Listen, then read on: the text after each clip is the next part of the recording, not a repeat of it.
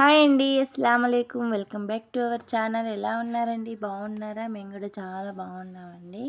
ఈరోజు వీడియో వచ్చేసి నైట్ డిన్నర్కి ప్రిపేర్ చేస్తున్నానండి. పాలక్ పన్నీరు చపాతీ చేస్తున్నానండి. ఇక్కడైతే ప్రిపరేషన్ అయితే స్టార్ట్ చేశానండి.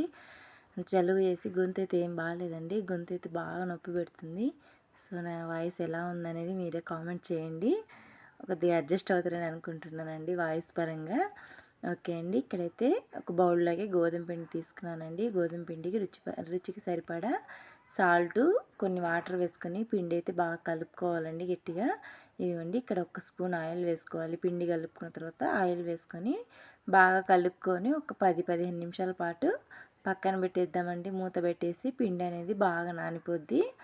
ఓకే అండి. ఇప్పుడైతే కర్రీ అయితే ప్రిపేర్ చేసుకుందాం. ఇదిగోండి ఇక్కడైతే నైటే పాలకూర అంతా రెడీ చేసి పెట్టేసుకున్నానండి. ఇప్పుడు వాటర్లో కడిగి ఒక బౌల్లో అయితే వేసుకున్నాను. ఇప్పుడు స్టవ్ అయితే ఆన్ చేసుకొని ఒక బౌల్ పెట్టుకొని అందులో వాటర్ వేసుకోవాలండి. వాటర్ బాగా మసిలేటప్పుడు ఈ పాలకూరని వేసుకోవాలండి. ఒక 15 నిమిషాల పాటు ఆ వేడి నీళ్ళల్లో పాలకూరని అట్లా కలుపుకోవాలండి. ఓకే అండి. ఇప్పుడు స్టవ్ అయితే బంద్ చేసుకొని ఈ పాలకూరని తీసి చల్లటి నీళ్ళల్లో వేసుకోవాలండి.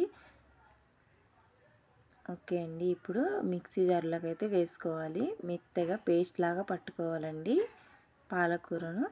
ఓకే అండి. ఇప్పుడు ఇందులో కావాల్సిన ఇంగ్రీడియంట్స్ పచ్చిమిర్చి, దాల్చిన చెక్క, లవంగం, యాలుక వేసి నేను అల్లం లేదండి అందుకని కొద్దిగా అల్లం పేస్ట్ వేస్తున్నాను. ఓకే అండి. మొత్తం కొన్ని వాటర్ వేసుకొని మెత్తగా గ్రైండ్ చేసుకోవాలండి పేస్టు. ఓకే అండి. ఇక్కడైతే పేస్ట్ అయితే రెడీ అయిపోయింది. ఇక్కడైతే ఆనియన్స్ అయితే కట్ చేసుకుంటున్నానండి. సన్నగా కట్ చేసుకోవాలండి ఆనియన్స్. ఇప్పుడైతే పన్నీర్ ముక్కలు కూడా కట్ చేసి పెట్టేసుకోవాలి. ఆనియన్స్ కట్ చేసి అయిపోయిందండి. పన్నీర్ కూడా కట్ చేసి పెట్టేసుకోవాలి. ఇప్పుడు స్టవ్ అయితే ఆన్ చేసుకొని కడాయి పెట్టేసుకుందాం. ఓకే అండి. 2 స్పూన్ల ఆయిల్ వేసుకోవాలి. ఆయిల్ వేడైన తర్వాత మనం ముందుగా కట్ చేసుకున్న ఆనియన్స్ వేసుకోవాలండి.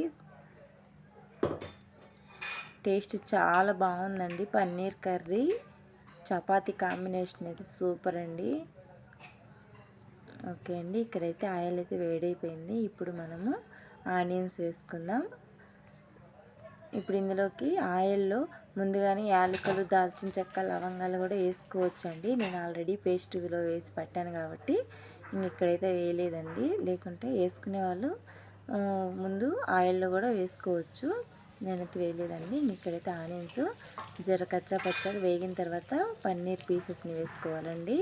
ఇప్పుడు ఇందులోకి రుచికి సరిపడా సాల్టు, ఒక పావు టీ స్పూన్ పసుపు, ఒక స్పూన్ కారం వేసుకొని ఒక 5 నిమిషాల పాటు బాగా కలుపుకోవాలండి. ఇలా కలుపుకుంటే ముక్కకి ఆ పన్నీర్ పీసెస్కి ఉప్పు కారం అనేది బాగా పట్టుదండి.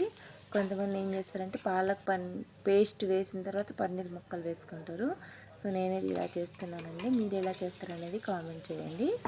ఓకే అండి. ఇప్పుడైతే ఒక 5 నిమిషాల పాటు ముక్కలు బాగా వేగిన తర్వాత ఇప్పుడు మనం ముందుగా ప్రిపేర్ చేసుకున్న పాలక్ పేస్ట్ని వేసుకోవాలండి. వేసుకొని కొన్ని వాటర్ అయితే వేసుకోవాలండి. అది మనకు ఎంత కావాలో అంత కొద్దిగా ఎక్కువ గ్రేవీ కావాలంటే వాటర్ ఎక్కువ వేసుకోవాలండి. గ్రేవీ తక్కువ కావాలంటే కొన్ని వాటర్ వేసుకోవాలండి.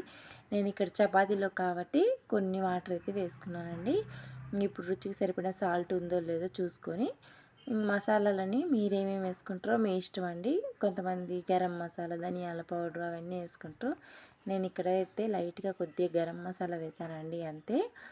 ఓకే అండి. ఇక్కడైతే చూడండి కర్రీ అయితే రెడీ అయిపోయిందండి. ఆయిల్ చూడండి ఎట్లా పైకి వచ్చిందో అలా వచ్చేస్తే కర్రీ అనేది పర్ఫెక్ట్గా రెడీ అయిపోయినట్టేనండి. ఇప్పుడు స్టవ్ అయితే బంద్ చేసి పక్కన స్టవ్ మీద పెట్టేశానండి. ఇప్పుడు స్టవ్ అయితే ఆన్ చేసుకొని మళ్ళీ పెనం అయితే పెట్టేసుకున్నానండి చపాతీ చేద్దామని. పన్నీర్ కర్రీ చపాతీలో కానివ్వండి, రైస్లో కానివ్వండి, దోశల్లో కానివ్వండి టేస్ట్ చాలా బాగుంటుందండి. మనం అప్పటికప్పుడు కానీ వేడిగా చేసుకొని తింటే ఆ టేస్టే వేరండి. నాకైతే అసలు ఏం తినబుద్ధి కాలేదండి. నోరైతే ఏం బాగాలేదు జలుబు చేసి.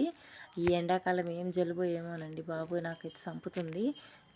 తలనొప్పి, గొంతంతా ఒకటే నొప్పి అండి. అసలు ఏం తినబుద్ధి కాలేదు. అందుకని జర స్పైసీగా ఏదైనా తినాలనిపించింది. అందుకే పాలక్ పన్నీర్ కర్రీ చేసుకుంటున్నాను చపాతీ.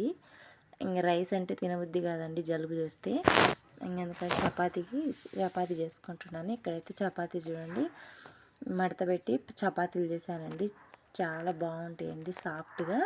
ఓకే అండి, ఇక్కడ చపాతీలు కూడా చేయడం అయిపోయింది. పన్నీర్ కర్రీ కూడా రెడీ అయిపోయిందండి. వేడి వేడి chapati paneer curry ready. Video ఎలా ఉందనేది కామెంట్ చేయండి, లైక్ చేయండి, షేర్ చేయండి. Thank you for watching.